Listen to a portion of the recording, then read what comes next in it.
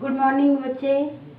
पिछले वीडियो में हम अध्याय 1, ठीक है, सजीव जगत है ना, लिविंग वर्ल्ड, तो उसको हमने जो है कंप्लीट कर लिया है। लास्ट में हमने टैक्सोनॉमिक लिटरेचर पढ़ा था, जो लास्ट टैक्सोनॉमिक लर्निंग मटेरियल था, ठीक है।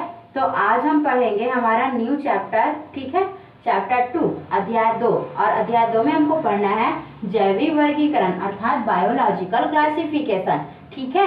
जैसा कि आपको मैं अध्याय 1 में बता चुकी हूँ कि हमारे पदानुक्रम की क्रिया के अंतर्गत हम क्या करते हैं, जीवों को एक विशेष क्रम में रखते हैं, एक विशेष सीरीज में रखते हैं और उसका वो क्लासिफिकेशन करते हैं। तो वह क्लासिफिकेशन कैसे किया जाता है, ठीक है।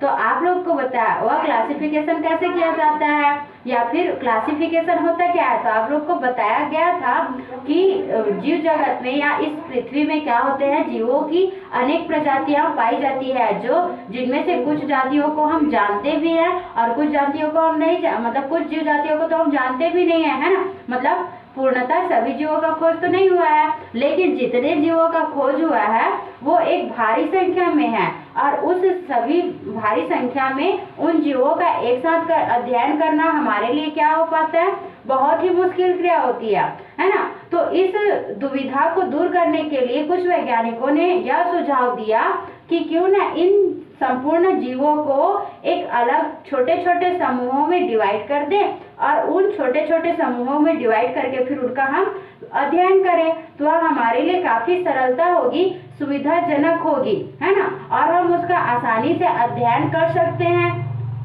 और उनके बारे में तरह तरह की जानकारियां प्राप्त कर सकते हैं। तो ऐसा वैज्ञानिकों का सुझाव था और उन्होंने इस सुझाव को बहुत ही उचित समझा।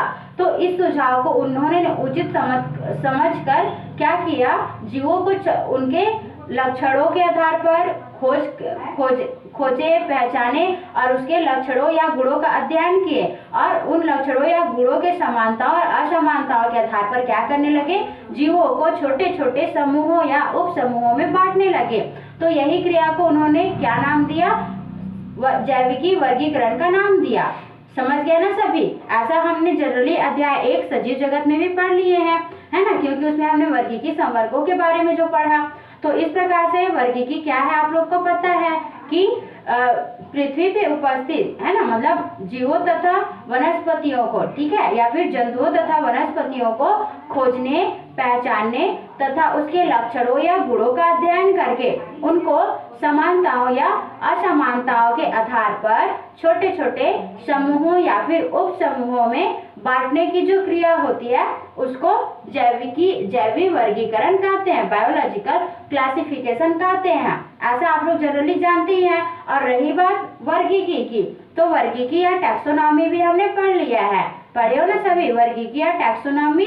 तो वर्गीकी या टैक्सोनॉमी शब्द क्या होता है, ठीक है, वर्गीकी या टैक्सोनॉमी क्या होता है, तो आप लोग को बताया जा चुका है और आप लोग को पता भी है और आप लोगों ने मुझे बता भी दिया है कि वर्गीकी जीव विज्ञान की एक छोटी सी शाखा होती है जिसके अंतर्गत हम जंतु और पौधों को खोजने, पहचानने तथा उसके गुणों या लक्षणों का अध्ययन करके उनको छोटे छोटे समूहों तथा उप समूहों में बांटने की जो क्रिया का अध्ययन करते हैं उस शाखा को वर्गीकी कहते हैं या टैक्सोनॉमी कहते हैं। ऐसा आप लोग को बताया जा चुका है। अर्थात आपको बायोलॉजिकल क्लासिफिकेशन क्या होता है, जैविक वर्गीकरण क्या होता है और वर्गीकी क्या है, ये आपको बता दिया गया। जनरली ये अध्याय 1 में हमने पढ़ा था, उसको यहाँ पे थोड़ा सा और पढ़ना है ना। तो इस प्रकार से हम क्या करते हैं, पृथ्वी पे उपस्थित संपूर्ण जीवों को एक साथ अध्ययन करने की दुविधा को देख के वैज्ञानिक उसको क्या करते हैं, खोजते, पहचानते हैं और उसके गुणों या लक्षणों का अध्ययन करके उसको समानता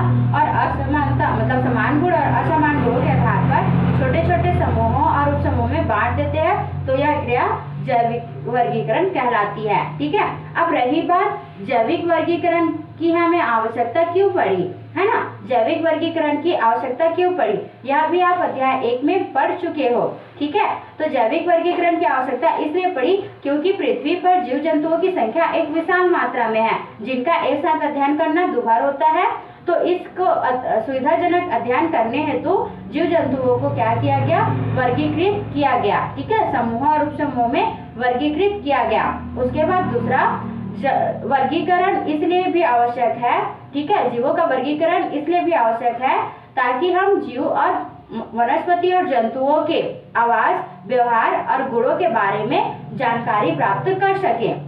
ठीक है, उसके बाद वर्गीकरण से हमें जीवों के विकास क्रम का पता चलता है। तो इसलिए जीवों के विकास क्रम का जानकारी या ज्ञान प्राप्त करने के लिए जीवों का वर्गीकरण करना आवश्यक होता है या वर्गीकरण की आवश्यकता पड़ती है। उसके बाद जीवों के अवशेष, ठीक है, जीवों के अवशेष जिसे संयोजी कड़ी कहते हैं। ठीक है, तो जीवों के अवशेष जिसे हम संयोजी कड़ी के नाम से जानते हैं या जीवाश्म जिसे कहते हैं, तो जीवाश्मों का अध्ययन या फिर जीवाश्मों का जानकारी प्राप्त करने के लिए भी हमको क्या होती है, वर्गीकरण की आवश्यकता पड़ती है।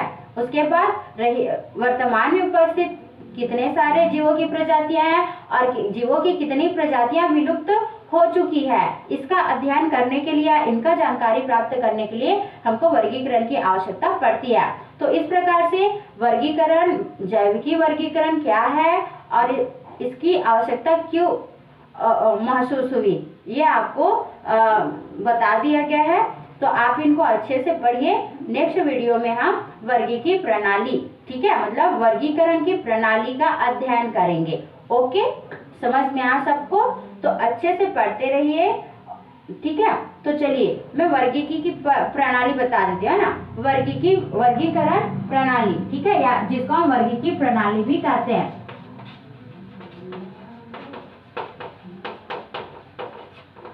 ठीक है, इसको बोलेंगे क्लासिफिकेशन सिस्टम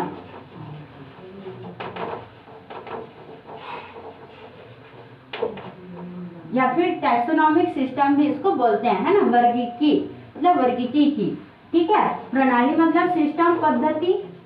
चलिए, तो वर्गीकी प्रणाली क्या होता है ना। तो ये एक मतलब यदि हम किसी जीवों, जैसे किसी भी जीवों का हमको नामकरण करना होता है, तो हम नामकरण कैसे करते हैं? तो नामकरण जो है एक दो पद्धतियों द्वारा किया जाता है, द्विनाम पद्धति और त्रिनाम पद्धति। मतलब इन पद्धतियों को फॉलो करके हम किसी भी जीव का नामकरण करते हैं।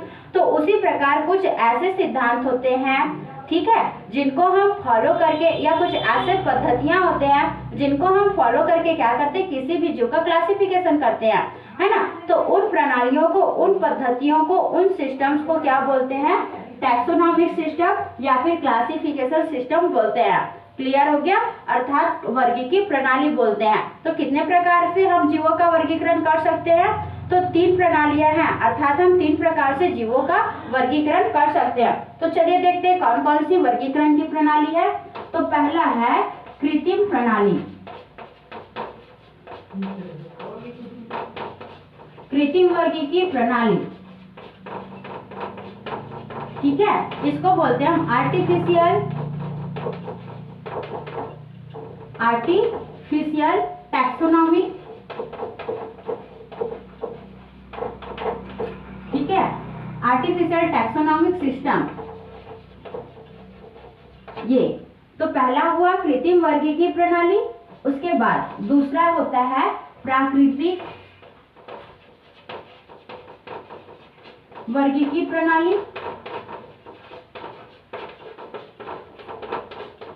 ठीक है, इसको बोलते हैं नेचुरल टैक्सोनॉमिक सिस्टम। उसके बाद तीसरा होता है जातिवृत्तीय,